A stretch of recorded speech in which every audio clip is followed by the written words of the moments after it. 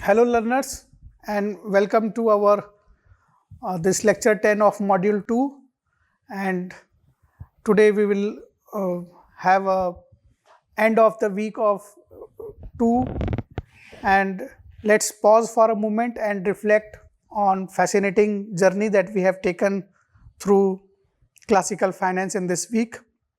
So we began with rational expectations, the bold idea that individuals, just like market, are logical processors of informations.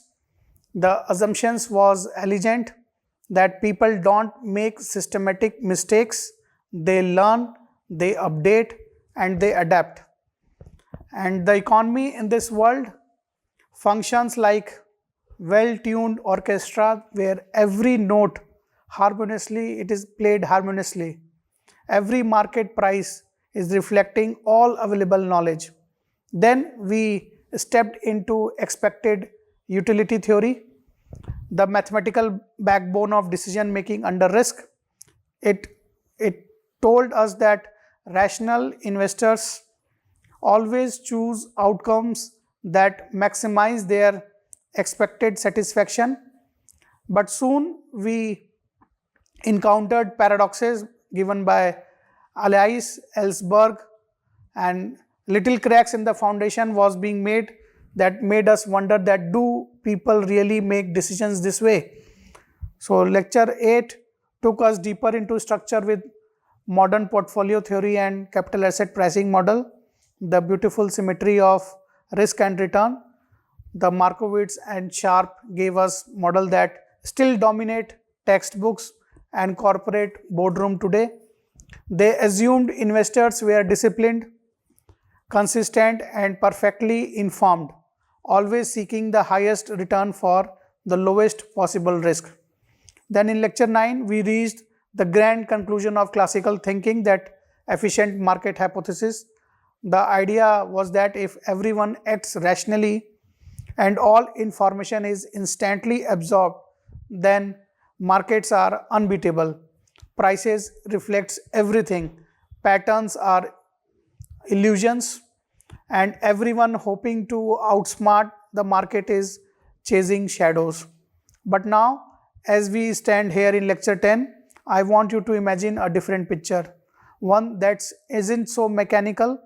Let's travel back to 1990s, the dot-com bubble.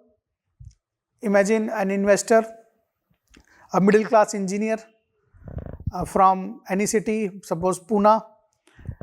He had never bought a stock before, but suddenly everyone around him was talking about internet companies. So his neighbors doubled their money in a month. His cousins left his job and became day trader. So this person also thought that if everyone is getting rich, then why not me? So he also bought few shares, then few more, ignoring fundamentals, ignoring valuations that most of people in the market do in the same way. So prices kept rising and confidence turned into euphoria. But within months, the bubble burst. So this person lost nearly all his savings. Later, he admitted that I knew it was risky, but I didn't want to be left out. So now you need to pause over here, that whether this person was irrational or he was just human. This, my friend, is where the classical model fails, not being that it's wrong, but because it's incomplete. The human mind is not spreadsheet. It feels fear, greed, hope, and regret. We anchor to past prices, follow crowds, and overreact to new informations. We are not purely rational. We are predictably irrational. And these deviations, these systematic patterns of mistakes gives rise to what we call as market anomalies. Patterns like January effect, where small caps stocks they mysteriously outperform in the month of January. Similarly, momentum effect, where prices stocks keep rising, defying efficient market hypothesis. Then there is value premium, where undervalued stocks, they start outperforming the market over time. Each anomaly in the market tells us the same story, that markets are human institutions, and wherever there is humanity, there is imperfections. In 1980s and in 1990s, a quiet revolution began. Psychologists entered the world of finance. Names of some famous person, that is Daniel Kahneman, Amos Tversky, they challenged decades of economic dogma.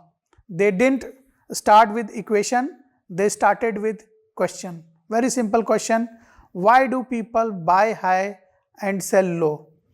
Why do we hold losing stocks too long? Why do we panic when others panic?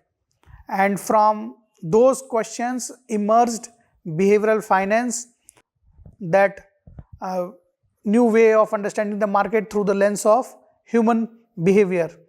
It didn't reject classical finance, it humanized it. It said, yes, investors seek profit, but they also seek comfort, control, and social approval. It said that, yes, market process information, but through the filters of bias, emotions, and perceptions. So we close week 2.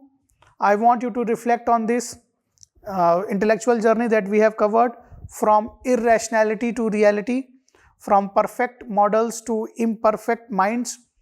And finance began as a science of numbers, but it evolved into science of now behavior. That's where we are heading in next week, that is week 3, where we will study about investor psychology and behavioral decision making. We will explore why people deviate from rationality, how emotions shape investment choices, and what that means for market dynamics. But before we go, let me leave you a story that would capture the heart of this transition. You must have heard of Sir Isaac Newton. I will tell a story about him. During South Sea bubble of 1720s, what he did, he initially invested early, made handsome profit, and then sold his shares. But as prices kept rising, he couldn't resist. He brought back those shares which he had sold, that too at a very high price. But when the bubble burst, he lost almost all his fortune. So you must be knowing that Newton was very learned person, but he failed. Then he later remarked that I can calculate the motions of heavenly bodies, but not the madness of men. So this is one line that captures the essence of this entire week. Finance is not just about numbers, it's about people.